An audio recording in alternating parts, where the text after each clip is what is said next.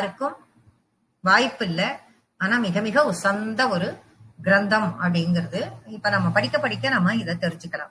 இது ரொம்ப ரொம்ப அம்பாளோட ஸ்துதி சோஸ்திரங்கள்ல ரொம்ப ரொம்ப முக்கியமானது, ரொம்ப அற்புதமானது. ரசிச்சு ரசிச்சு யாருதான் ரசிக்கல, எல்லாருமே ரசிச்சு ரசிச்சு எழுதியிருக்கா. எல்லாரும் எழுதின அம்பாள் ஸ்துதிகள்ல இருந்தும் நம்ம படிக்கும் பொழுது மூக்க பஞ்சசதியில இருந்து ஒண்ணு எடுத்து அதுல எக்ஸாம்பிள் காட்டுற மாதிரி இருக்கும். அந்த மாதிரியான ஒரு வேல்யூபிளான ஒரு கிரந்தம் இது. நமக்கு ஒவ்வொரு 5 தசகமா இது இருக்கு. ஒவ்வொன்னுத்திலையும் ஒரு பலன் இருக்கு. அந்தந்த பலன் நமக்கு. ஆனா வாழ்க்கை கேட்கும் போது நம்ம எப்பயுமே நான் சொல்ற ஒண்ணு என்னன்னா, எனக்கு இதை கொடு அத்தை கொடு நம்ம கேட்கவே வேண்டாம். அவள் மாதா, அவன் அம்மாவுக்கு தெரியும் குழந்தைக்கு எப்ப பசிக்கும், குழந்தைக்கு என்ன பண்றது, குழந்தைக்கு என்ன தேவை, குழந்தைக்கு எப்ப எதை கொடுக்கணும், எப்படி சேனலைஸ் பண்ணி அவளை கூட்டுன்னு போகணும் அப்படின்னு அவளுக்கு தெரியும். அவள் பண்ணுவா. நீ நம்பிக்கையா அவளுடைய பாதத்தை பிடிச்சுக்கோ அப்படிங்கிறது தான் அந்த மாதிரி அப்பேற்பட்ட ஒரு அம்பாளினுடைய கிரந்தம். இத சாதாரணமா எல்லாருக்குமே அம்பாளோடது அப்படின்னா அம்பாளோடது என்ன தெரியும் அப்படின்னு கேட்டா ஃபர்ஸ்ட் எல்லாம் சௌந்தரியலகரி தெரியும், மகிஷாசுரமர்தினி தெரியும், அந்த மாதிரி நாமம் தெரியும், லலிதா திரிசதி தெரியும், அபிராமி அந்தாதி தெரியும் அப்படின்னு எல்லாமே எனக்கு இது தெரியும் அப்படின்னு அது தெரியும் அப்படின்னு ஆரம்பிச்சுட்டு அந்த மாதிரி மூக்க பஞ்ச சதி அப்படிங்கிறதும் இது வெறும் தேவி இது மட்டும் சொல்றதா அப்படின்னு பார்த்தா சிவா விஷ்ணு எல்லாரையுமே இதுல எல்லா தேவதைகளுக்குமே உள்ள விளக்கங்களும் இதுல சொல்லப்பட்டிருக்கு. எல்லாமே மந்திர சாஸ்திரம், தந்திர சாஸ்திரம், குண்டலினி யோகம் அதுவும் இதுல சொல்லப்பட்டிருக்கு. நம்ம எல்லாத்துலயும் எடுத்துட்டாலும் அது எல்லாம் சௌந்தரியலகரியில முக்கியமா அது இருக்கு. மந்திர சாஸ்திரம், தந்திர சாஸ்திரம், யந்திர சாஸ்திரம், சௌந்தரியலகரி எடுத்துட்டோம்னா அதுல அவ்வளோ விஷயங்கள் அதுல இருக்கு. அந்த மாதிரி இதுலயும் இருக்கு, இதுலயும் இருக்கு அப்படிங்கறத சொல்றார். இத ஏன் அப்படி சொல்றா அப்படின்னா, ஸ்ரீவித்யா உபாசகர்கள் எல்லோரும் இந்த துதியை ரொம்ப அற்புதமாக அனுபவித்து படித்துக் கொண்டு வருகிறார்கள், பாராயணம் செய்து கொண்டு வருகிறார்கள்.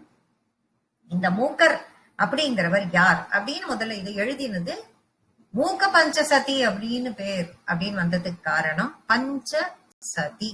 சதம் அப்படின்னா எல்லாருக்கும் தெரியும் 100 அப்படின்னு. பஞ்சசதி அப்படின்னம்னாக்க 500, அதாவது 500 ஸ்லோகங்களின் தொகுப்பு அப்படின்னு இது அர்த்தம். அப்ப 500 அப்படின்னு சொல்லிட்டு வரும் பொழுது 500 ஸ்லோகங்கள். இந்த 500 ஸ்லோகத்தை எழுதினது யார்? இவ்வளவு நாளா நாம இது என்ன பண்ணிருக்கோம், இது தெரியும் நம்ம பாரதத்தினுடைய சுருக்கம், அதனுடைய ஜூஸ், அதனுடைய எசன்ஸ் அப்படிங்கறது நாராயணியர் எழுதினார் அப்படிங்கிறது எதை யார் யார் எழுதினா இதெல்லாம் நம்ம படிச்சுட்டே வந்திருக்கோம். அப்படி படிக்கும் பொழுது இதை எழுதி கேட்டுக்கோங்க. நிறைய பேர் மெசேஜ் பண்ணிருக்கா கேட்கலன்னு. எல்லாருக்கும் கேக்குறதாமா? கேக்குது மாமி, கேக்குறதுமா, நல்லா கேக்குறது. கேக்குறது. ஓகே. இதை எழுதினது மூக்கர். அது என்ன மூக்கர் அப்படின்னு பேர் அப்படின்னு பார்க்கும்பொழுது, மூக்கர் அப்படின்னும் பொழுது அதுக்கு ஒரு பெயர் காரணம் இருக்கு. மூக்கர், மூக்க அப்படின்னா சான்ஸ்கிரிட்ல ஊமை அப்படிங்கிற ஒரு அர்த்தம்.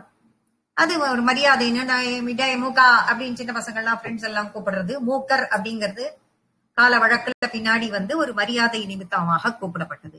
ஏன் அப்படி வந்தது அப்படிங்கறத நம்ம பார்க்கலாம். அப்படின்னும் போது அவருடைய முன் ஜென்மத்திற்கு நாம இப்ப போக வேண்டிய நிலைமை, ஏன் அவருக்கு அந்த மாதிரி ஆச்சு, இப்ப ஏற்பட்ட ஒரு கிரந்தத்தை கொடுத்தவருக்கு ஏன் அப்படி இருந்தது, எப்படி அவர் கொடுத்தார் அப்படிங்கறத நம்ம தெரிஞ்சுக்கணும். அப்போ இதுக்கு முன்னாடி ஜென்மால கவிதைன்னா அப்படி பிடிக்கும், கவிகளை அதை விட மேல பிடிக்கும். கவிகளுக்கெல்லாம் மரியாதை செலுத்தக்கூடிய ஒரு ராஜா இருந்தான், போஜராஜா. அவனுடைய அரசவையில பாத்தீங்கன்னா நவரத்தினங்களாக 9 கவிமார்களை அவன் சிம்மாசனத்திலேயே வச்சிருந்தான். சிறந்த அப்படிப்பட்ட நவரத்தினங்கள்னே அவனுடைய அரசவையில பேர வாழ்க்கெல்லாம் அப்படி மரியாதை கொடுத்து அவளெல்லாம் வச்சுட்டு இருந்தான். அப்படி வச்சுட்டு இருக்கிற அதுலதான் காளிதாசர், தண்டே, பவருசி, வரருச்சி எக்ஸெட்ரா எக்ஸெட்ரா 9 பேர். இந்த 9 பேருமே ரொம்ப மரியாதைக்குரியவர்கள். ரொம்ப கௌரவமா அவளெல்லாம் நடத்தி இருக்கிற ஒரு காலகட்டத்துல அந்த அரசவையில ஒரு நாள் ஏதாவது ஒரு சலசலப்பு வராம இருக்குமா? அப்படியே நன்னா எப்பதான் எது போச்சு இல்லையே. அந்த மாதிரி ஒரு சலசலப்பு வரும் பொழுது இத்தனை பேர்ல சிறந்த புலவர் யார் அப்படின்னு சொல்லிட்டு இத்தனை பேர் இருக்காளே 9 பேர்லயும் இப்ப 9 பேரும் சிறந்த புலவர்கள், இவாள்லாம் நவரத்தினங்கள் அப்படின்னா பவழம் வசத்தியா முத்து வசத்தியா அப்படின்னு நம்ம கேட்டு இருப்போமா?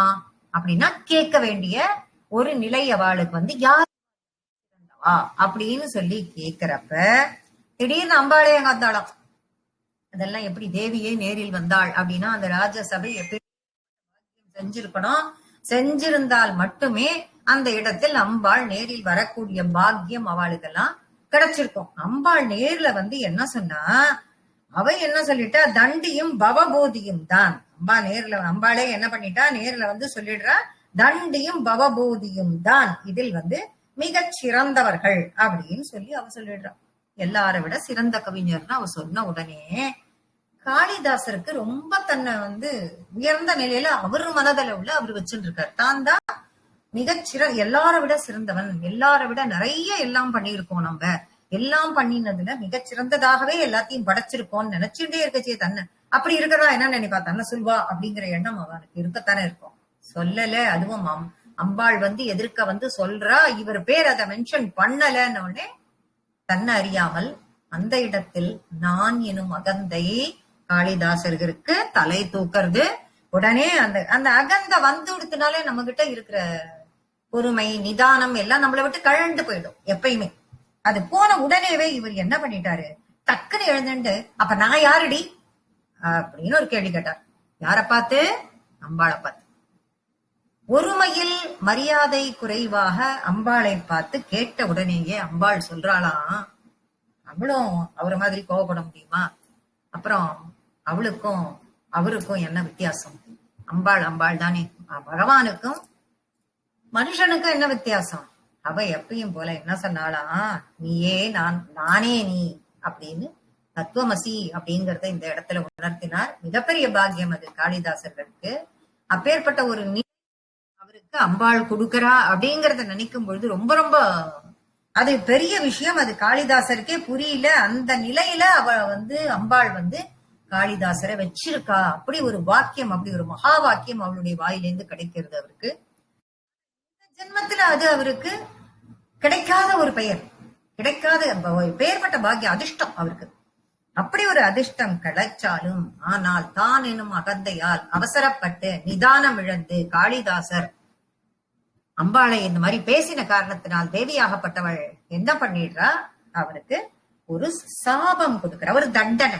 என்ன தண்டனை கொடுக்கிறா அப்படின்னு பார்த்தா, இந்த பிறவி முடிஞ்சு நீ மறுபிறவியில வரும் பொழுது மறுபிறவியில் நீ ஊமையாக பிறப்பாயின்னு சொல்லிடுறா. அப்பதான் காளிதாசருக்கு எவ்வளவு பெரிய தப்பு பண்ணிட்டோம் தான் தெரியுது, எவ்வளவு பெரிய தப்பு பண்ணிட்டோம் நம்ம அப்படிங்கிறது அவருக்கு அப்பதான் புரியுது. உடனே அம்பாளினுடைய பாதத்தை பிடிச்சுண்டு வருந்தி மன்னிப்பு கேட்டு அழறார். அழுது வேண்டும் பொழுது அப்ப அவ தேவி, அவ கருணை கடல். கேட்கணுமா? அப்பேற்பட்ட கருணையே உருவான கருணையின் பிறப்பிடமே அவ. அப்படி இருக்கிறவோ இவ காளிதாசரை பார்த்து மனம் இறங்கி, ஆனா கொடுத்த தண்டனை கொடுத்ததுதான், தண்டனையை வாபஸ் வாங்க முடியாது. அதனால நீ ஊமையாகத்தான் பிறந்தாலும் மீண்டும் உனக்கு பேச்சு திறனும் இந்த கவிபாடும் திறனும் அடுத்த ஜென்மாவிலும் உனக்கு கிடைக்கும்னு சொல்லி அம்பாள் மறைஞ்சு போறா. அந்த காளிதாசர் தான் இந்த நம்மளுடைய கலியுகத்துல இப்ப என்னவா பிறக்கிறார், எங்க பிறக்கிறார்? மிக மிக உயர்ந்த இடமான சக்தி பீடத்தின் முதன்மையான இடம் காஞ்சி கஷேத்திரம். அந்த கஷேத்திரத்தில் ஒரு பிராமணர் வீட்டில், ஒரு அந்தணர் வீட்டில் காளிதாசர் ஊமையாக பிறந்தார். அவ அப்பா அம்மா ஏதோ பேர் வச்சா, நல்ல பேராதான் வச்சிருப்பா. குழந்தைக்கு பிறந்த உடனே அந்த குழந்தை எப்படி இருக்கு, அது என்ன ஊமையா இருக்கா, அது சிரிச்சுன்னு இருக்கா, காது கேட்கறதா, கண்ணு தெரியுமா, நான் பேர் வைக்கிறப்பவும் பிறக்கிறப்பவும் அவ ஒரு அற்புதமான பேரை தான் வச்சா. அது என்ன பேருன்னே யாருக்கும் தெரியாத போயிடுது நாளடைவில். எல்லாருமே அந்த குழந்தை பேசல அப்படிங்கறதுல இருந்து மூக்க அப்படிங்கிற பேர் தான் அதுக்கு நிலைச்சு போச்சு. அதனால மூக்கர்னே கூப்பிட்டா மூக்கராகவே ஆகிவிட்டார். ஆனா இதுதான் நம்ம வந்து பகவத்கீதை படிச்ச எல்லாருக்குமே இது தெரியும். நம்ம அர்த்தம் சொல்லிண்டே வரும். நாம போன பிறவியில் இந்த பிறவியில் நம்ம போன பிறவியை விட்டுடுவோம். இந்த பிறவியில் நாம என்னென்னலாம் பண்ணிட்டு வருவோமோ, இது நம்ம இந்த ஆன்மா இருக்கும் உடல் கழலும் சட்டையாக இந்த ஆன்மா இன்னொரு சட்டைய போட்டுக்கும். அந்த சட்டைய போட்டுண்டாலும் ஜெராக்ஸ் காப்பி மாதிரி இப்ப பண்ண நல்லது கெட்டது எல்லாம் எடுத்துட்டு தான் போகும். எடுத்துட்டு போய் இந்த கர்ம பலனை அடுத்த ஜென்மால அது அனுபவிக்கும். அதனால்தான் நம்ம பிறவியே வருது.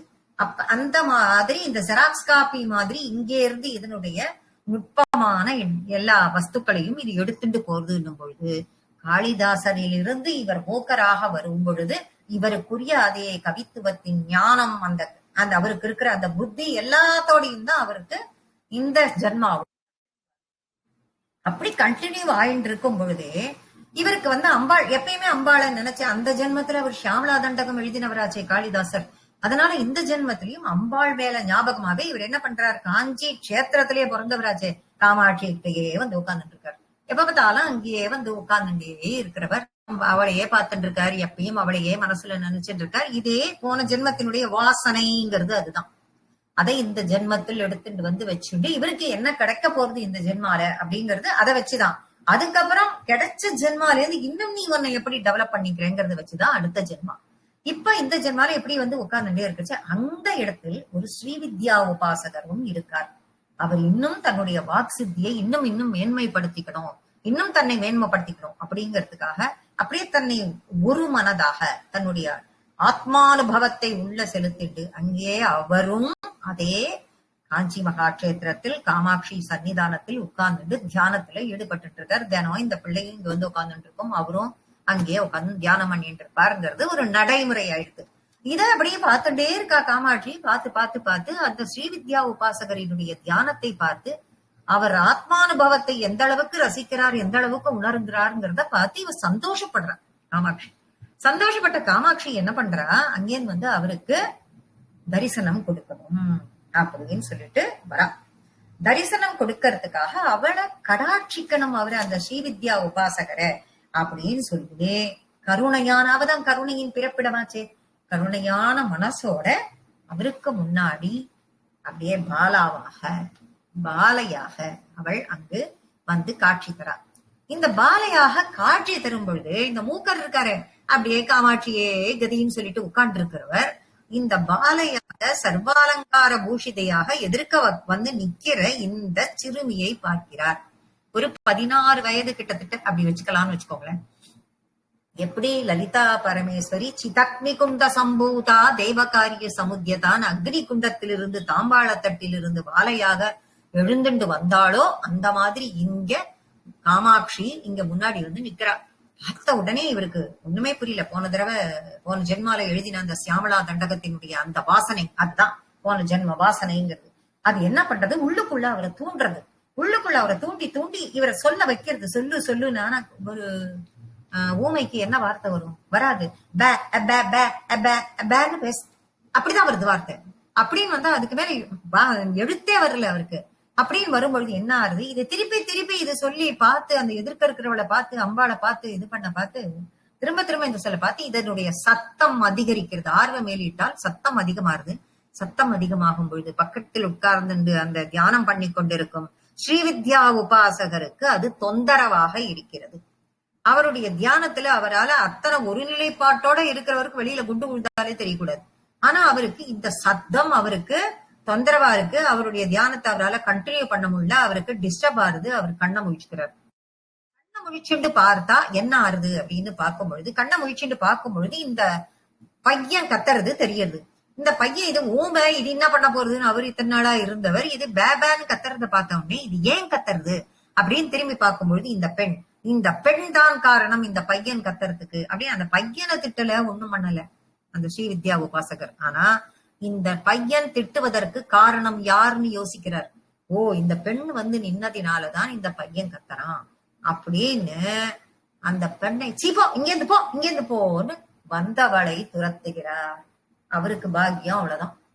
அவருக்கு அதிர்ஷ்டம். அத வாசப்படி வரைக்கும் உன் கிட்ட நின்னுது. இப்ப நீ என்ன பண்ணிட்ட, துரத்திட்ட. உனக்கு எது எப்ப கிடைக்கணும்னு இருக்கோ அது கட்டாயமா கிடைக்கும். அது கிடைக்க வரும் பொழுது அது உன்னை விட்டு தள்ளி போகாமல் பார்த்து கொள்ள வேண்டியது உன்னுடைய பொறுப்பு. அந்த நிமிஷத்துல தன்னுடைய நிலை மாறி ஒரு கோபம் வந்துடுறது, அந்த நிதானம் போயிடுறது. போனதின் காரணமாக அஞ்ஞானம் வந்துடுறது. ஞானம் போய் அஞ்ஞானம் வந்த காரணத்தினால் அம்பாளையே சீ இங்க இருந்து போய் என்று விரட்டி ஸ்ரீவித்யா உபாசகர் விரட்ட அம்பாள் பாக்குறார். அப்பதான் அவளுக்கு தோன்றது, இந்த குழந்தை இந்த மாதிரி தன்கிட்ட நின்னுட்டு இப்போ இந்த குழந்தை தனக்காக நிக்கிறதுங்கிறது தெரியுது அவளுக்கு. ஏற்கனவே தெரிஞ்சுதான் இருக்கு, தெரியாதல்ல அவளுக்கு. அம்மா அவ எதுக்காக நிக்கிறா, இந்த குழந்தை இது போன மறுஜன்மம் எடுத்து இங்க உட்கார்ந்து இருக்குங்கிறது தெரியாது இல்ல. அப்ப அவ என்ன பண்றா, அதுதான் இதுவும் லலிதா சகஸ்ரநாமத்தின் ஒரு நாமமே. சுத்த வித்யாங்குராகார த்விஜபங்கி த்வஜோத்பலா. த்விஜபங்கி த்வஜோத்பலா. த்விஜன் அப்படின்னா இருபிறப்பாளன்னு ஒரு அர்த்தம். அந்தணர்கள், பல், பறவை, இது மூணுக்கும் இருபிறப்பாளர்கள் அப்படின்னு சொல்லி நான் ஏற்கனவே எல்லா இடத்திலையும் சொல்லிட்டு வந்துருக்கேன். அந்தணர்கள் பிறப்பால் இருமுறை பிறப்பவர்கள். ஒரு முறை பிறப்பால் மறுமுறை உபநயனமாகும் பொழுது காயத்ரி மந்திரம் சொல்லி அவர்களை மேன்மைப்படுத்தும் பொழுது இரு பிறப்பாளன். ஒரு பறவை முட்டையிடும் பொழுது முட்டையிலிருந்து பிறந்து குஞ்சு பொறிக்கும் பொழுது இரு பிறப்பாளன். அதே மாதிரி பால் பற்களாக முளைத்து விழுந்து விட்டு திரும்ப பல் முளைப்பதால் அது த்விஜன் அப்படின்னு நம்ம ஏற்கனவே சொல்லிட்டு இருக்கோம். த்விஜ பங்கி அப்பேற்பட்ட த்வஜோத்பலா. அந்த வாயில் பற்கள் ரெண்டு வாய் முழுவதும் இருவரி த்விஜ பங்கி, இரண்டு பங்கின லைனு, ரெண்டு லைனு பல்லு அப்படியே ஒளி வீசக்கூடிய அந்த பல்லில் என்னத்தை கொடுக்க, சுத்த வித்யா அங்குராக்கார, சுத்த வித்யை அப்படிங்கிற, அதாவது ஞானமே வடிவெடுத்த அந்த ஞானம் என்னும் தாவரத்திற்கு முளைகளாக அந்த பல்லு இருந்துதான். அந்த இரண்டு வரி பல்லை கொண்ட அந்த வாயில் அம்பாள் என்ன பண்ணிட்டு இருந்தா, தாம்பூலம் தரித்துக் கொண்டிருந்தாள். அந்த தாம்பூலத்தை போட்டு இருந்த அம்பாள் அந்த வாயில தாம்பூலத்தினுடைய ரசம், தாம்பூல ரசமாகப்பட்டது. என்ன பண்றா, அந்த தாம்பூல ரசத்தை கொண்டு இந்த பேசுறதே இந்த குழந்தை, அந்த பிள்ளையினுடைய வாயில் சேர்த்து விடுகிறாள். அந்த உச்சிஷ்டத்தை அந்த பிள்ளையின் வாயில் சேர்த்து விடுகிறாள். சேர்த்த நொடி மறு நொடி இந்த காளிதாசனின் மறு பிறப்பான மூக்கருக்கு சரளமாக கடகடகடன்னு வாயிலிருந்து சான்ஸ்கிரிட்ல 500 ஸ்லோகங்கள், ஒண்ணு இல்ல ரெண்டு இல்ல, அவ்வளவு. அதுதான் பஞ்சசதி, பஞ்சதசாட்சரின்னு ஸ்ரீவித்யா மந்திரத்தினுடைய அந்த மந்திரத்தின் ஒரு மறு விளக்கம், அதனுடைய தீயாக அங்கிருந்து பஞ்சசதி அப்படிங்கிறதாக இங்க உருவெடுத்ததோ அப்படின்னு தோன்ற அளவுக்கு இவர் வாயிலிருந்து அப்படி ஒரு மந்திர கட்டாட்சம் அப்படி வந்தது. எப்படி அவர் அதை கொண்டு வரார் அப்படின்னா, எல்லாத்தையும் அம்பாள பாலையா பார்த்துட்டார். பார்த்த உடனே அப்படியே அம்பாளுக்கு எப்பயுமே நம்ம சொல்லியிருக்கோம் கேசாதி பாத வர்ணனைன்னு, அப்படி தலையில ஆரம்பிச்சு பாக்குறார். அதுதான் இந்த பூரா சதகமும் 500 ஸ்லோகங்களும் தலையிலிருந்து பார்த்து அப்படியே வர்ணிக்கிறார். வர்ணிச்சு அப்படியே எழுதிண்டே வரார். பாடுறார், எழுதல, பாடிண்டே வரார். அப்படி வாயிலேருந்து அப்படியே பிறல்றது வார்த்தை வந்த பிரவாகம் எடுத்து ஓடின்னு இருக்கு. அப்படியே கருணை காமாட்சி, கருணையே காமாட்சின்றதுக்கு இதுதான். அப்படி ஓடக்கூடிய அது கொஞ்சம் கொஞ்சமாக அப்படி முழுவதுமாக அவளுடைய அழகில், அவளுடைய சௌந்தர்யத்தில் மூழ்கிய முகர் முதல்ல 100 ஸ்லோகத்தை எழுதுறார். அப்படியே கேசாதிபாத வர்ணனை எழுதி அம்பாள் அப்படியே மனசுல கொண்டு நிறுத்திண்டவர் அப்படியே நிறுத்தி அந்த உள்ளுக்குள்ள போகும்பொழுது அந்த கண் மூடி தன் உள்ளுக்குள்ள அம்பாளை நிறுத்திண்டவர் மெதுவா கண்ணை திறந்தாராம். மெதுவா கண்ணை திறந்த உடனே முதல்ல அவருடைய கால் கண் அப்படின்னு பார்த்தாக்க பாதம். முதல்ல அந்த கண் பார்வையில பட்டது என்ன அப்படின்னு பார்த்தா, அந்த பாதத்தை பார்த்த உடனே அந்த பாதத்தினுடைய அழகு, உடனே அந்த பாதத்தினுடைய நளினம், மரியாதை எல்லாத்தையும் பார்த்து என்ன பண்றார், உடனே விழுந்து நமஸ்காரம் பண்றார். அந்த பாதத்துக்கு விழுந்து நமஸ்காரம் பண்ணி விட்டு அந்த பாதத்தை வர்ணித்து பாதாரவிந்த சதகம்னு ஒரு 100 ஸ்லோகம், வெறும் பாதத்தை மட்டுமே வர்ணித்து, இததான் நம்ம கொஞ்ச நாள் இப்பதான் முடிச்சிருக்கோம். அத ஸ்ரீபாத சப்ததின்னு சொல்லிட்டு நாராயண பட்டத்திரி எழுதினதை தோதான் கிளாஸ் முடிச்சிருக்கோம். அதுல ஒரு ஸ்லோகம் நம்ம படிக்கும் பொழுதும் பல ஸ்லோகங்களுக்கு மூக பஞ்சசதியிலேருந்து சிலதை எடுத்து நம்ம கோட் பண்ணிருக்கோம். அதுதான் இது, அந்த பாதாரவிந்த சதகம். அப்படி பாதத்தை பூரா வர்ணிச்சு அதிலேயே லயிச்சு அதில் விழுந்து நமஸ்கரித்து அந்த காலை கட்டியா புடிச்சுட்டோம்னா நமக்கு என்னென்னலாம் கிடைக்கும், மேன்மை கிடைக்கும், கைவல்ய பதமே நமக்கு கிடைக்கும்ங்கிறதையும் உணர்த்தக்கூடிய அந்த பாதாரவிந்த சதகத்தை எழுதி முடிக்கிறார். சொல்லி பாடி முடிக்கிறார். பாடி முடித்த பிறகு அதுக்கப்புறம் மெதுவா அப்படியே கண்ணை திறந்து திருப்பி பாக்குறார். திருப்பி பார்க்கும்போது அப்படியே தேவி அவ்வளவு அழகா இருக்கான். அப்படி ஒரு அழகு, அழகுனா அழகு, அப்படி ஒரு அழகு. அந்த அழகை பார்த்து ரசித்த அவர் அடுத்தது ஸ்துதி சதகம், அவளுடைய தேவியினுடைய அழக வர்ணிக்கிறார். கொஞ்சம் கொஞ்சம் பார்த்து பார்த்தா வர்ணிச்சு வந்தார் ஆர்யா சதகத்துல. இப்போ அவளுடைய அழகை அப்படி வர்ணிக்கிறார். வர்ணிச்சு எல்லாத்தையும் முடிச்சுட்டு அப்படி நிமிர்றார். அம்பாளியினுடைய முகத்தை பாக்குறார். அந்த கடாட்சம், அந்த கண்ணுல அவளுடைய பார்வையில இருக்கிற கடாட்சம், அந்த கடாட்சத்தை பார்த்து அதுல அப்படியே மெய் மறந்து போறார். மெய் மறந்து போய், உன்னுடைய கடாட்சம் கிடைக்காதா? உன்னுடைய கடாட்சத்தினால இன்னென்ன கிடைக்காதா? பூமிக்கு இதெல்லாம் கிடைக்காதா? நாட்டுக்கு இதெல்லாம் கிடைக்காதா? மக்களுக்கு இதெல்லாம் கிடைக்காதா? நீ இதெல்லாம் பண்ணி கொடுப்ப, உன்னால இதெல்லாம் முடியும் அப்படின்னு ஒன்னையும் கேட்டு கேட்டு கேட்டு கேட்டு அவளுடைய கடாட்சம் பட்டாலே போரும் அப்படின்னு, உன்னுடைய கடைக்கண் பார்வையை, அந்த தீட்சண்யத்தை எங்களுக்கெல்லாம் கொடுக்க வேண்டும் என்று மனதார நினைத்து அடுத்த 100 தசகத்தை 100 ஸ்லோகத்தை எழுதுறார். அந்த 100 ஸ்லோகமும் தான் கடாட்ச சதகமாக 4வதாக வருகிறது. இதெல்லாத்தையும் முடிக்கிறார். அவர் ரசிச்சுருக்கா. பார்த்து பார்த்து பார்த்து அம்பாள் அப்படி ரசிக்கிறா. எப்படி எல்லாம் பாடுறான் இவன், எப்படி எல்லாம் பாடுறான் இவன் அப்படின்னு ரசிச்சுன்னு இருக்கா அம்பாள். ஒண்ணு ஒன்னா பாடி அப்படி ரசிக்கும் பொழுது, முழு மனதா இருக்கும் பொழுது நமக்கு என்ன எப்படி இருக்கும்? நமக்கு உயர்ந்த ஒரு சிரிப்பு. அதுக்கு என்னன்னு பேர் வைக்கிறது? ஸ்மிதம் அப்படின்னா சிரிப்பு. மந்த ஸ்மிதம், மந்தஹாச புன்னகை அப்படின்னு சொல்லுவோம் இல்லையா? அதுதான். அப்படி ஒரு புன்னகை. அந்த சிரிப்பை பாக்குறார். அந்த சிரிப்பை பார்த்த உடனேயே இவரால ஒண்ணுமே பண்ண முடியல. அந்த சிரிப்புக்கு மயங்குறார். மயங்கி அதுல அந்த சிரிப்புக்கு மயங்கி, உன்னுடைய புன் சிரிப்பே எல்லாத்தையும் எங்களுக்கு கொடுத்துடுத்துன்னு சொல்லி அந்த மந்த ஸ்மித சதகம்னு சொல்லிட்டு அதற்கு ஒரு 100 பாடல்களை பாடி இந்த ஸ்துதியை முடிக்கிறார்.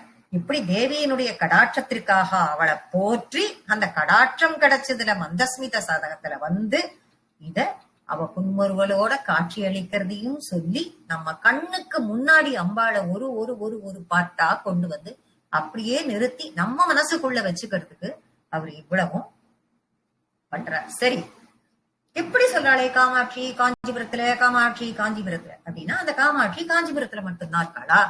ஏன் வேற எல்லா இடத்துலயும் இங்க காமாட்சி கோயில், அங்க காமாட்சி கோயில் இருக்கதானே இருக்கு. மாங்காட்டுல காமாட்சி எவ்வளவு விசேஷம் நமக்கெல்லாம் தெரிஞ்சு. இங்க பார்த்தோம்னா இப்ப எல்லா இடத்துலயுமே நிறைய இடங்கள்ல காமாட்சி, ஜொன்னவாடா, மயிலா, வெள்ளையேஸ்வரர் கோயில்ல போனீங்கன்னா அங்க ஒரு காமாட்சி எல்லா இடத்துலயும் இருக்கே. அப்ப அதெல்லாம் மட்டும் என்ன அப்படின்னு கேட்கும்போது, எல்லா இடத்துலயும் இருக்கா.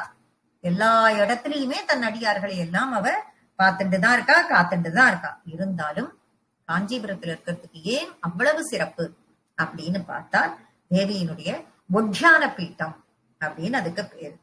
அங்க சங்கர மடத்துக்கு அருகில பக்கத்துல இருக்கு. பேசுற தெய்வமாகவே இங்க அமர்ந்து இருக்கா காமாட்சி.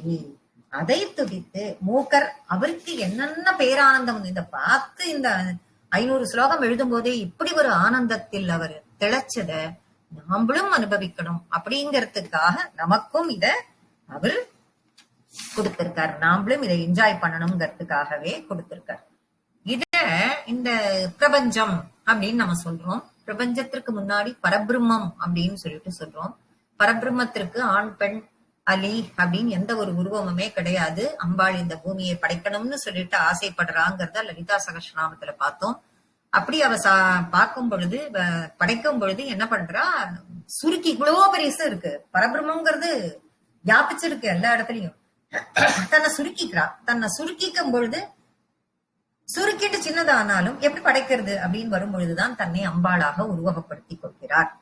அப்படி உருவகப்படுத்தி கொண்டு அம்பாளாக இருக்கும் அந்த கருணை காமாட்சியை யுகந்தோறும் இவ இருக்காளானா ஆமா இருக்கா, யுகந்தோறும் இவளை எல்லாரும் பாடுறாளானா ஆமாம் பாடுறா அப்படிங்கறத சொல்றதுக்காகத்தான் இன்னும் 4 விட லைனையும் கொடுத்திருக்கா நமக்கு. என்னன்னு பார்த்தா, இப்ப நம்ம கிருதயுகம் 4 யுகம் இருக்கு அப்படின்னு சொல்லிட்டு சொல்றோம். கிருதயுகம், திரேதாயுகம், துவாபர யுகம், கலியுகம்ங்கிறது எல்லாருக்கும் தெரிஞ்சது. அந்தந்த யுகத்திற்கு ஒரு கால அளவு உண்டு. நாட்கள் எவ்வளவு இருக்கும் அப்படின்னு பார்க்கும்பொழுது அந்தந்த யுகத்தில் வாழ்பவர்களினுடைய ஆயுட்காலம் அப்படிங்கறதெல்லாம் டிஃபரன்ஸ் எவ்வளவு இருக்குங்கிறத நம்ம நிறைய நாராயணியத்திலையும் பார்த்துட்டோம், பகவத்கீதையிலையும் பார்த்துட்டோம்.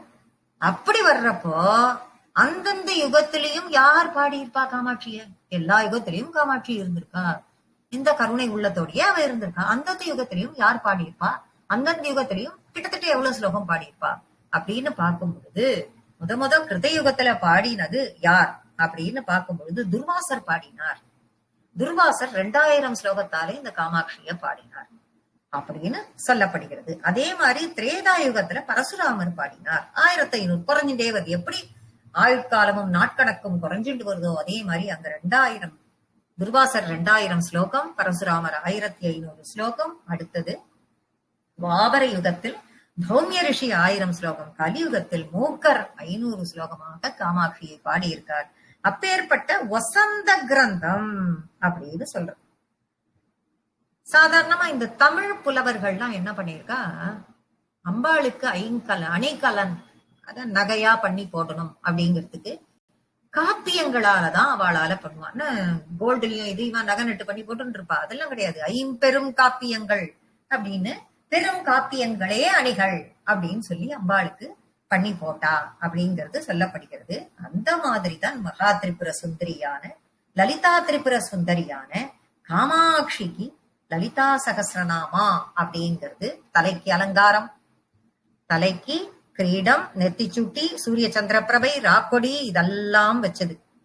சௌந்தரிய லகரி காது, முகத்தினுடைய அலங்காரத்திற்கு ஃபுல்லா சௌந்தரியம், அழகை காட்டக்கூடியது. தாடங்கம், மாட்டல், ஜிமிக்கி, மூக்குக்கு போட்டுக்கிற மூக்குத்தி, அலங்காரம் எல்லாம், சிந்தூரம், பொட்டு, இது எல்லாம் இந்த மாதிரி முத்து ரத்னம் வைரம் இந்த மாதிரி. அபிராமி அந்தாதி நவாவர்ண பாடல்கள், வங்கி நாகவத்து இதெல்லாம் அதே மாதிரிதான். கொலுசு, சதங்கை இதெல்லாமே எல்லாத்தையுமே இது பண்ணிடுறது. அப்ப மூக்க பச்சை சதி என்ன பண்றது அப்படின்னு பார்த்தால், அதுதான் இடுப்பில் போடக்கூடிய ஒட்டியானமாக. அப்படின்னு இடுப்பில் அணியும் மேகலை ஒட்டியானம் என்னும் அணிகலனாக இருக்கிறது அப்படின்னு சொல்லி அதை ரசித்து, அப்படி ரசித்து பார்க்க வேண்டும். அப்படின்னா அது எவ்வளவு அழகை கொடுக்கும் அம்பாளுக்கு அப்படின்னு சொல்லி சொல்றார். அப்பேற்பட்ட ரொம்ப அற்புதமான ஒரு கிரந்தம். இந்த மூக்கர் தான் பின்னாளில் 20வது பீடாதிபதியாக நம்ம காஞ்சிபுரத்தை அலங்கரித்தார். 20வது பீடாதிபதியாக நம்ம காஞ்சிபுரத்தை அலங்கரித்தார் அப்படின்னு சொல்லிட்டு சொல்லப்படுகிறது.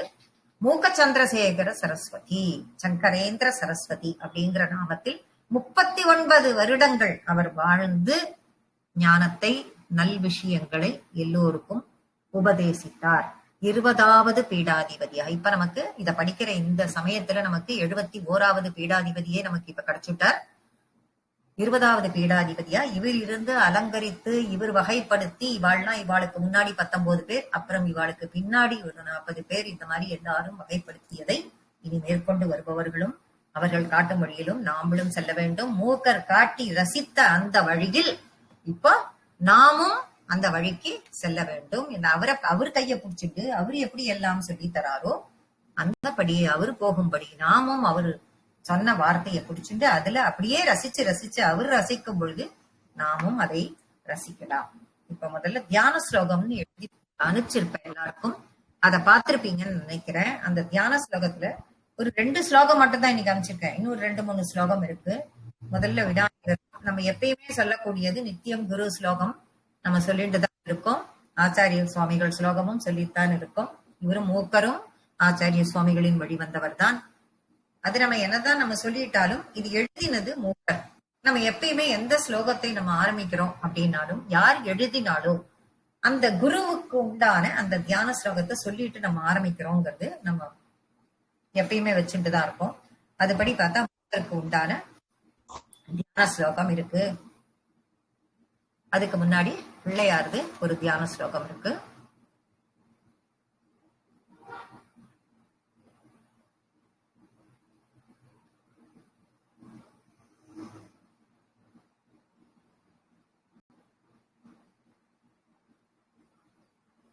யாராவது ஒருத்தர் தியான ஸ்லோகம் சொல்றதுக்கு வாங்க. நான் சொல்றேன். சந்தியா சொல்றேன். யாரு சொல்லுங்க. ஸ்வகட ஜாத மத ஸ்ரித பம்பர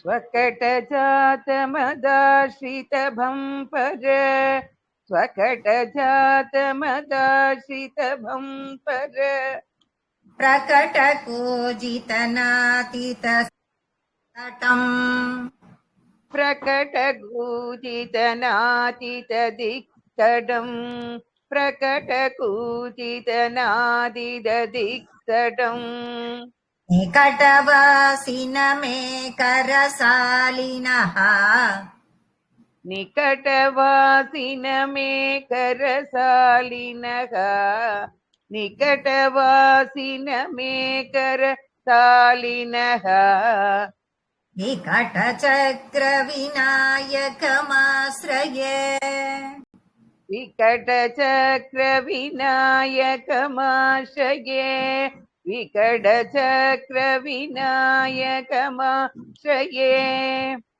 स्वकटजातमदाश्रितबम्भर प्रकटकूजितनातिततिक्तटम् स्वकटजातमदाश्रित भम्पर प्रकटकूजितनातिततिक्तटम् स्वकटजातमदाश्रित भम्पर प्रकटकूजितनातिततिक्तटम् निकटवासिनमेकरसालिनः विकटचक्रविनायकमाश्रये निकटवासिनमेकरसालिनः विकटचक्रविनायकमाश्रये निकटवासिनमेकरसालिनः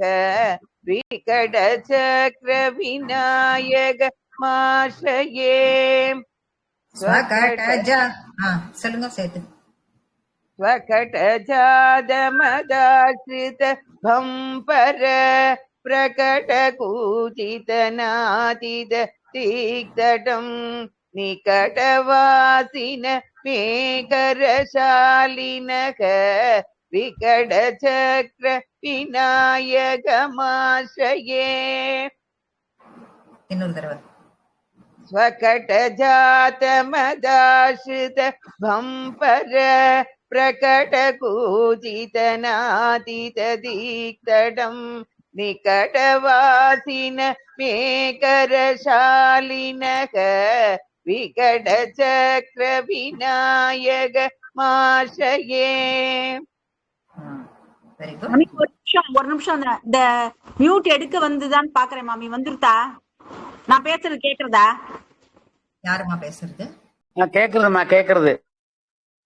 இருங்க இருங்க, நீங்க வேற யாரும் பேச வேண்டாம். நீங்க என்ன கேட்டது யார்? மாமி நான் தான் கங்கா கிருஷ்ணமூர்த்தி. மியூட் இப்பதான் எடுக்க வருது. நான் பேசுறது கேக்குறதான்னு கேட்டேன். இல்ல உங்க பேர் எனக்கு தெரியல, இங்க எனக்கு ஸ்கிரீன்ல வரல. உங்க பேர் என்ன சொல்லுங்க? கங்கா கிருஷ்ணமூர்த்தி. கங்கா கிருஷ்ணமூர்த்தி வருது. கிளாஸ் நடுவுல நம்ம எதுவும் பேச மாட்டோம்ன்றது உங்களுக்கு தெரியும். நீங்க ஓல்டு தான். இல்ல இல்ல மியூட் இப்பதான். ஓகே ஓகே ஓகே, நம்ம நெக்ஸ்ட் ஸ்லோகாக்கு போலாம். ஜெயந்தி ரகோத்வன். எஸ் குருஜி. நெக்ஸ்ட் தியான ஸ்லோகம். காமாட்சி பத பூஜகம் ஹி சததம். कामाक्षीपदपूजकं हि सततम् कामाक्षीपदपूजकं हि सततम् श्रीकाञ्चीपीठे शुभे श्रीकाञ्चीपीठे शुभे श्रीकाञ्चीपीठे शुभे कामाक्षीं करुणाकटाक्षलहरे कामाक्षीं करुणाकटाक्षलहरीं कामाक्षीं करुणाकटाक्षलहरीं सञ्चिन्तयान्तं मुदा सञ्चिन्तयान्तं मुदा दयान्तं கிடையாது, दयन्तं. सञ्चिन्तयन्तं मुदा श्रीमत्पञ्चशतीस्तवं हि कृपया श्रीमत्पञ्चशतीस्तवं हि कृपया वंहि कृपया श्रीमत्पञ्चशतीस्तवं हि कृपया सन्दायकं सद्गुरुम् सन्तायगं सद्गुरुम् सन्तायगं सद्गुरुम् சந்தாயகம் கிடையாது, சந்தாயக்கம். ஃபர்ஸ்ட் லெட்டர் கா. सन्तायकं सद्गुरुं सन्तायकं सद्गुरुम् श्रीमन्मूककविं जगद्गुरुवरम् श्रीमद्मूककविं जगद्गुरुवरम् श्रीमद्मूककविं जगद्गुरुवरम् श्रीमत्तिलडकना श्रीमन् श्री श्रीमन्मूककविं जगद्गुरुवरम् श्रीमन्मूककविं जगद्गुरुवरम् सर्वात्मनाहं भजे सर्वात्मनाहं भजे सर्वात्मनाहं भजे कामाक्षी पदपूजकं हि सततं श्रीकाञ्चीते शुभे कामाक्षी पदपूजकं हि सततं श्रीकाञ्चीपीठे शुभे कामाक्षी पदपूजकं हि सततं श्रीकाञ्चीपीठे शुभे कामाक्षीं करुणाकटाक्षलक्ष्मीं सञ्चिन्तयादं मुदा कामाक्षीं करुणाकटाक्षलहरीं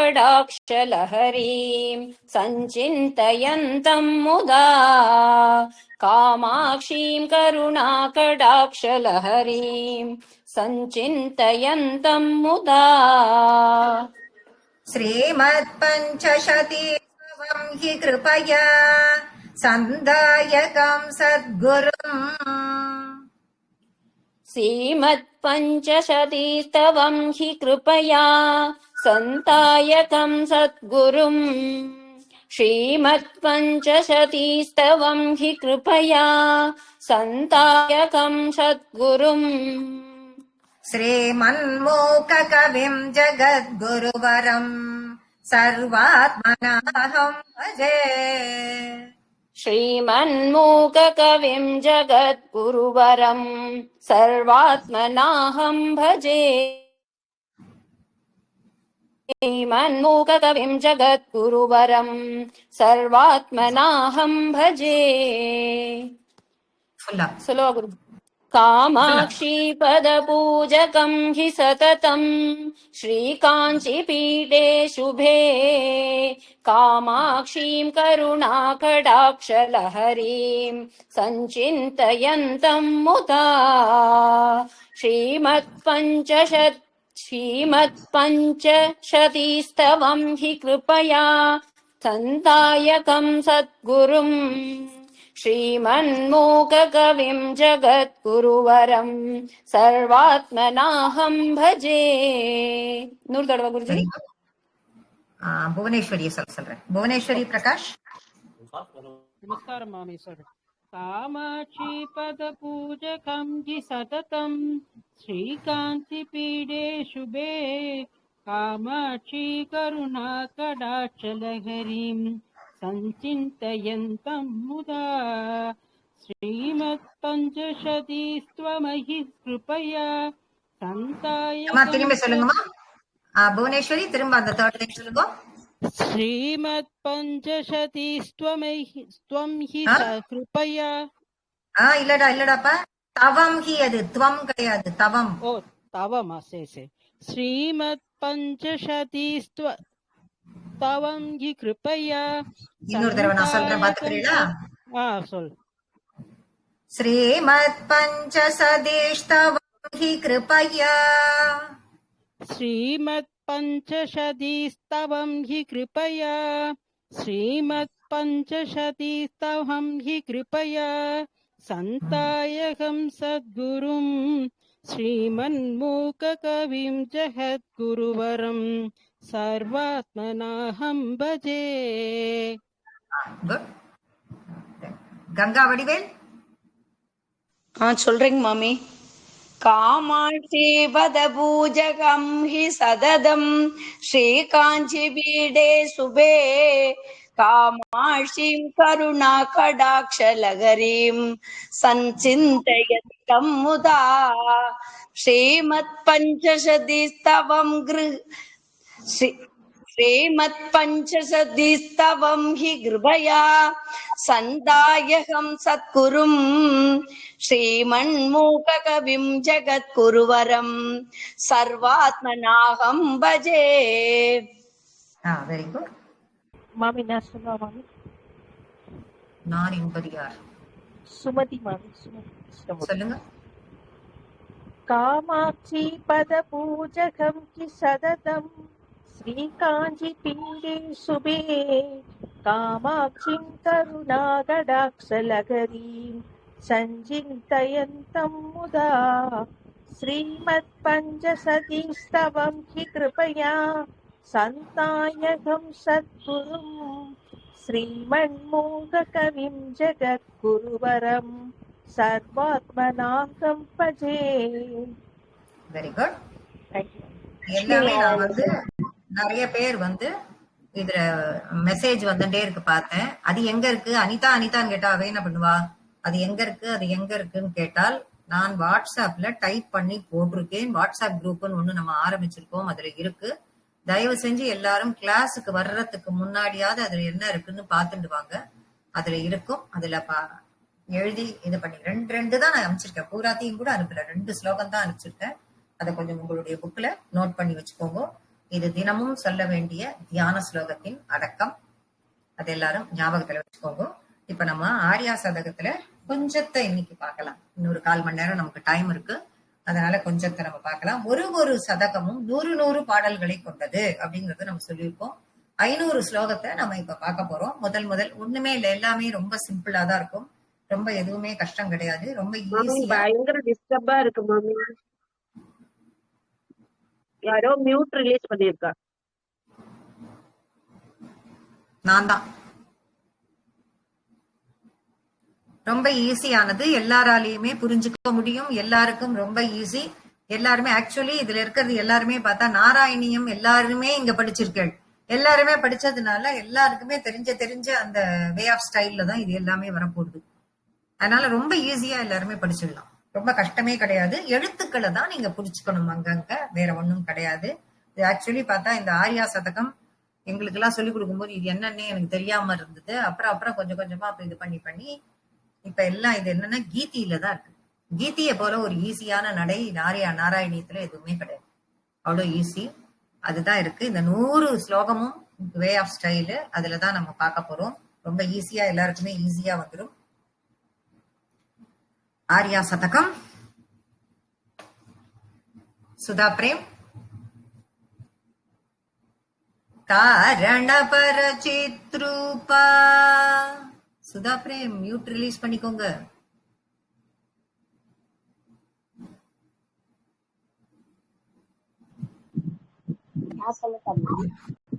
வித்யாராமன். மாமி நமஸ்தே மாமி. மாமி சொல்றேங்க மாமி. சுதா பிரேம் வந்துட்டீங்களா?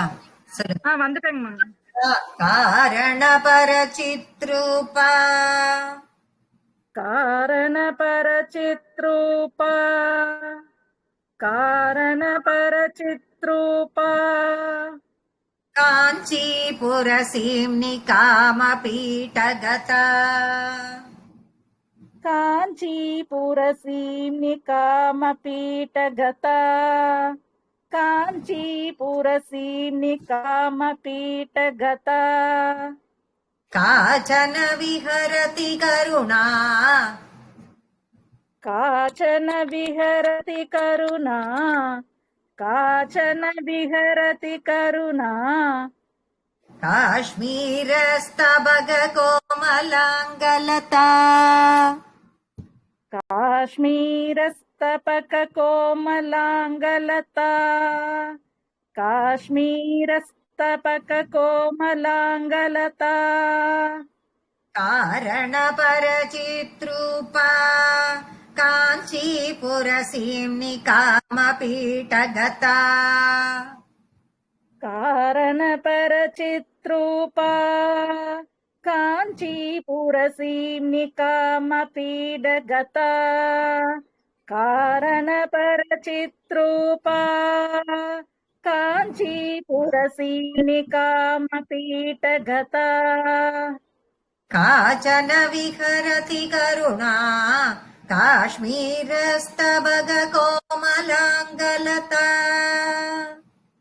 काचन विहरति करुणा काश्मीरस्तपककोमलाङ्गलता काचन विहरति करुणा काश्मीरस्तपककोमलाङ्गलता कारणपर சொல்றீங்களா ரெண்டு லைனும் சேர்த்து சொல்றேங்க மாமி ட்ரை பண்றேங்க மாமி சொல்லுங்க காரணபர சித்ரூபா काञ्चीपुरसीनिकामपीठगता काचन विहरति करुणा काश्मीरस्तपककोमलाङ्गलता இன்னொரு தடவை कारणपरचित्रूपा काञ्चीपुरसीनिकामपीठगता काचन विहरति करुणा काश्मीरस्तपककोमलाङ्गलता வெரி குட் லக்ஷ்மி நாராயணன்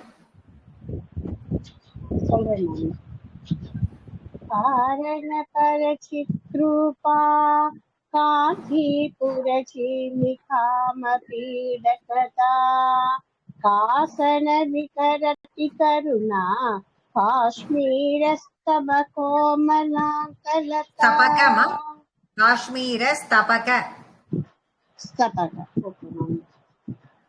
काश्मीरस्तबकोमलाङ्गलता कारणपर சொல்லட்டுமா कारणपरचित्रूपा काञ्चीपुरचीनिकामपीडकता काचन विकरति करुणा काश्मीरस्तबककोमलाङ्गलता வெரி குட் சித்ரா ஸ்ரீதரன் சொல்றேன் மாமி कारणपरचित्रूपा काञ्चीपुरसीनिकामपीठगता काचन विहरति करुणा काश्मीरस्तबककोमलाङ्गलता பிரியா சங்கர் சொல்றேம்மா कारणपरचिद्रूपा काञ्चीपुरसीम्निकामपीठगता काचन विहरति करुणा काश्मीरस्तबककोमलाङ्गलता ओके मैम कारणपरचिद्रूपा काञ्चीपुरसीम्निकामपीठगता काचन विहरति करुणा काश्मीरस्तबककोमलाङ्गलता very good next one Vidyaraman கஞ்சன நிலையம் கஞ்சன காஞ்சி நிலையம் கஞ்சன காஞ்சி நிலையம் करधृत कोदण्ड बाण श्रुणिपाशम् करधृत कोदण्ड बाण श्रुणिपाशम् करधृत कोदण्ड बाण श्रुणिपाशम् कठिनस्तनभरनम्रम् कठिनस्तनभरनम्रम्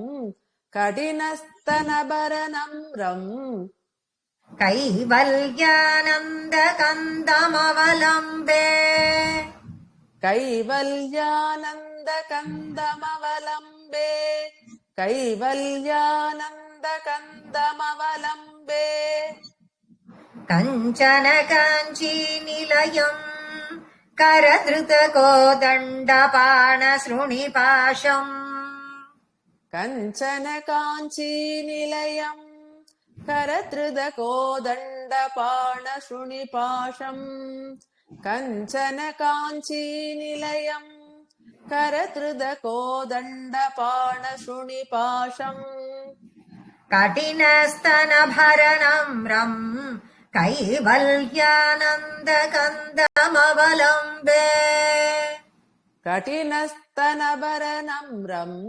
कैवल्यानन्दकन्दमवलम्बे कठिनस्तनभरनम्रम् कैवल्यानन्दकन्दमवलम्बे कञ्चन काञ्चीनिलयम् करधृतकोदण्डपाणशृणिपाशम् कठिनस्तनभरनम्रम् कैवल्यानन्दकन्दमवलम्बे कञ्चन काञ्चीनिलयम् करधृतकोदण्डपाणशृणिपाशम् कठिनस्तनभरनम्रम् कैवल्यानन्दकन्दमवलम्बे. Very good. Jayanti B.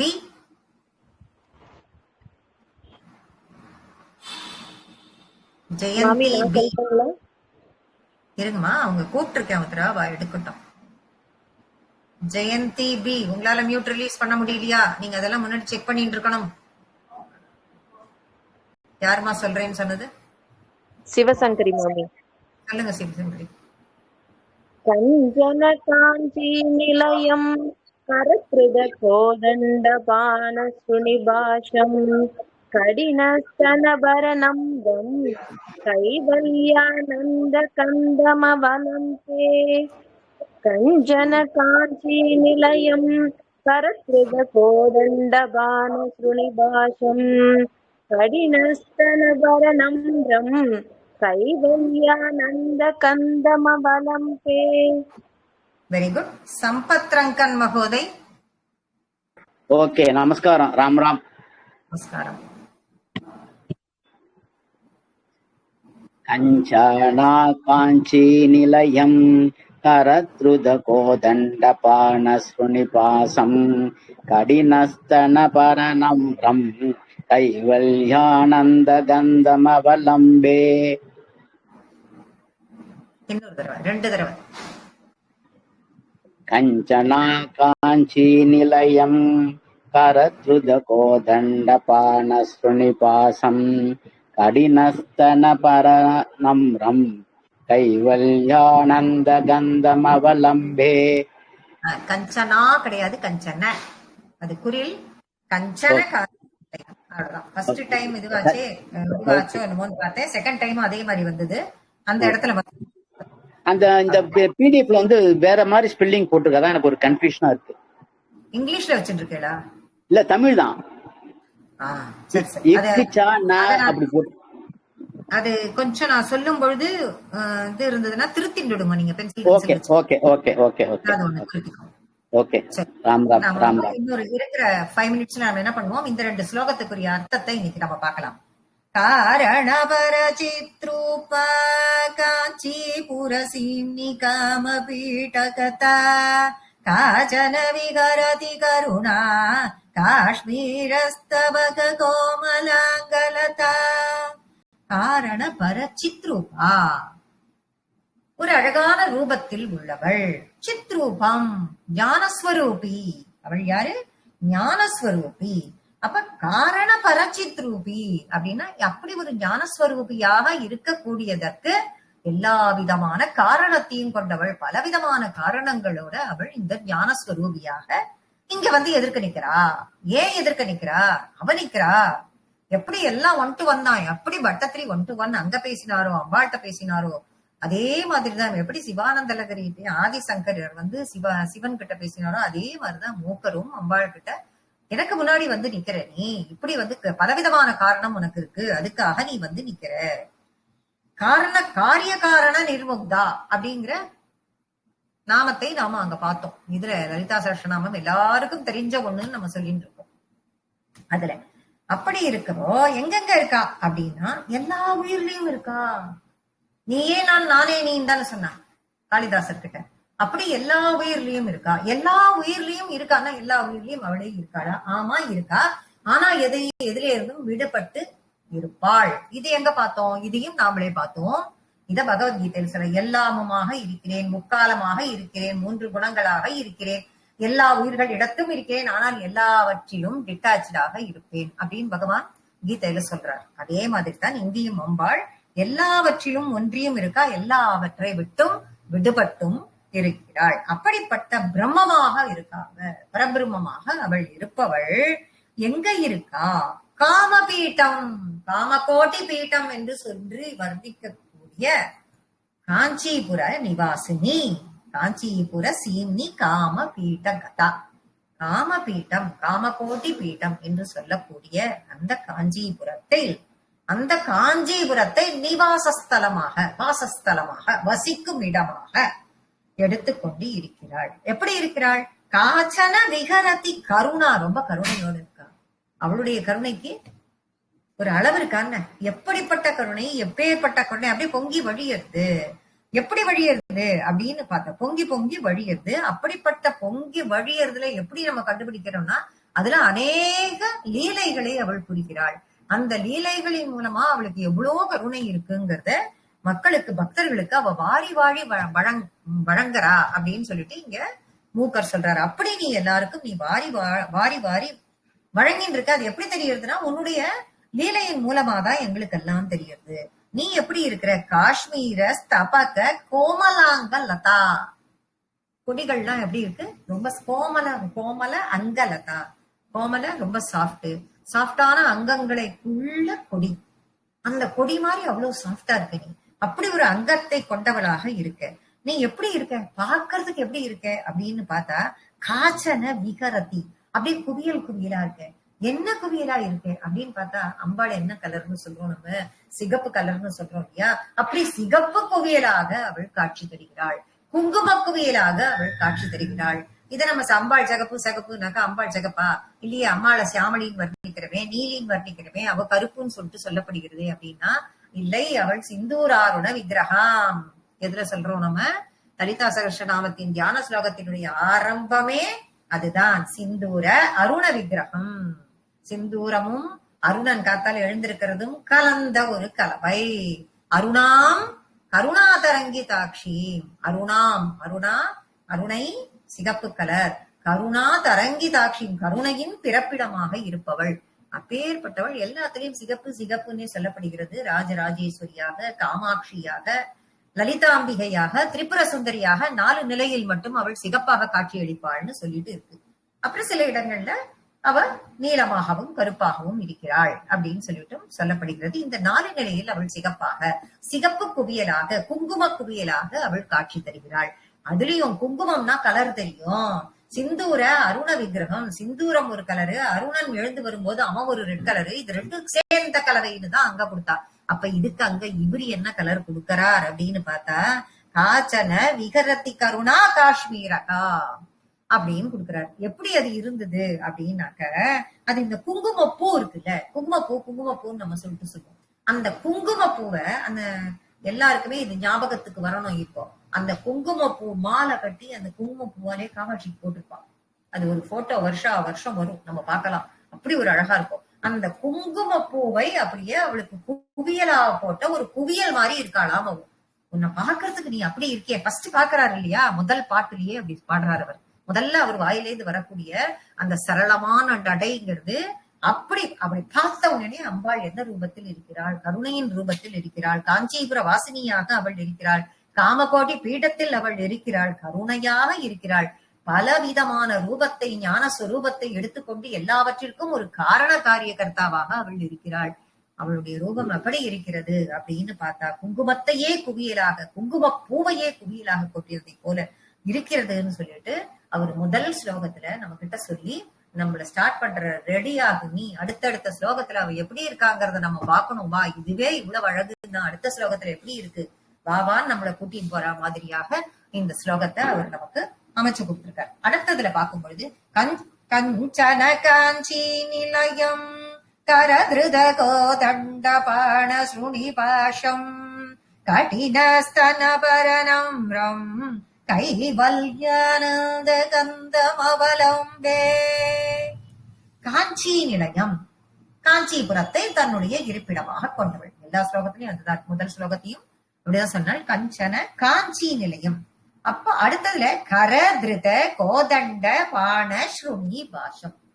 அப்ப கையில் அவளுடைய கரங்களில் அவள் என்னென்னத்தை வச்சுருக்கா?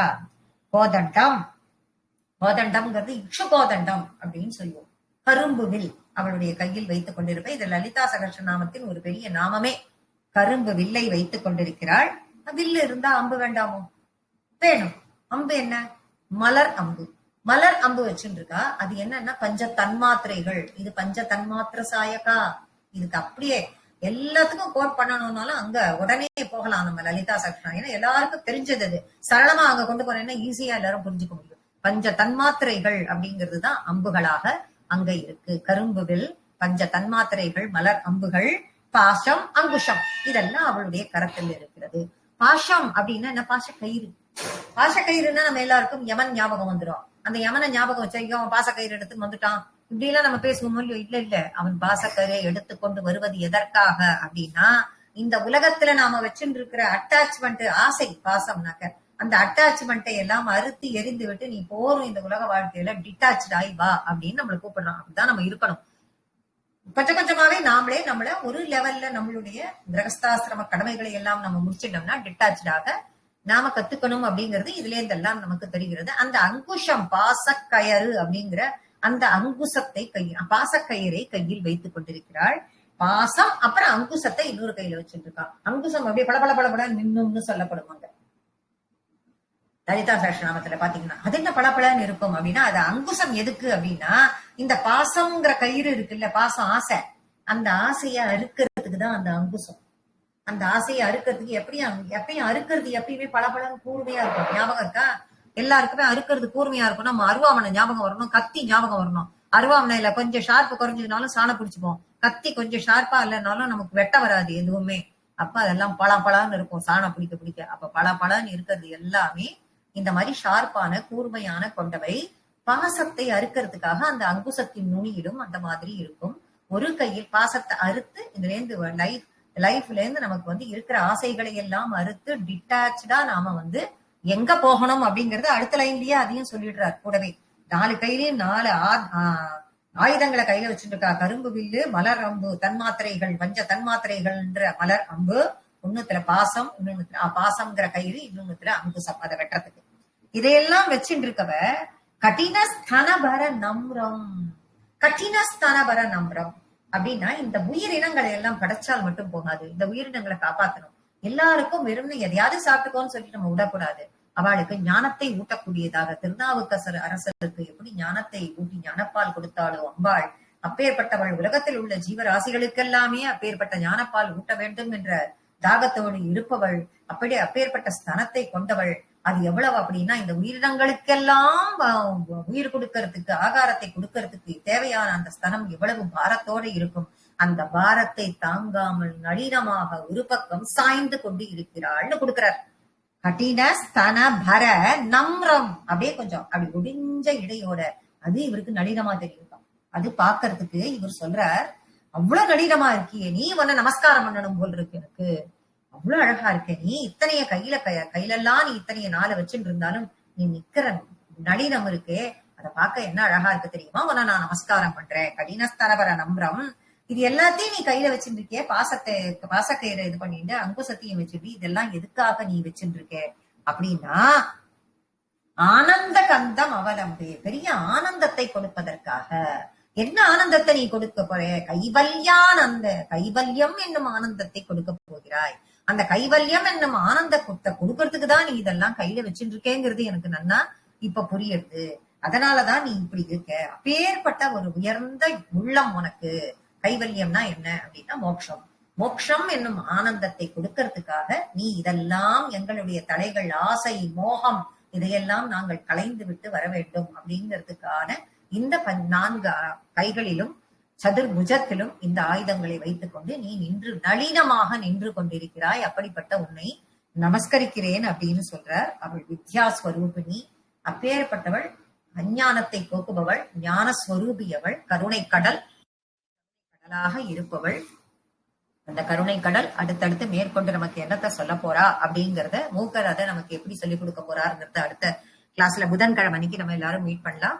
இன்னைக்கு கிளாஸ நம்ம இதோட முடிச்சுக்கலாம். ஹரஹர சங்கரா. ஜெய் ஜெய் சங்கர். ராம் ராம் ஹர தேங்க்யூ குருஜி, நமஸ்காரம்.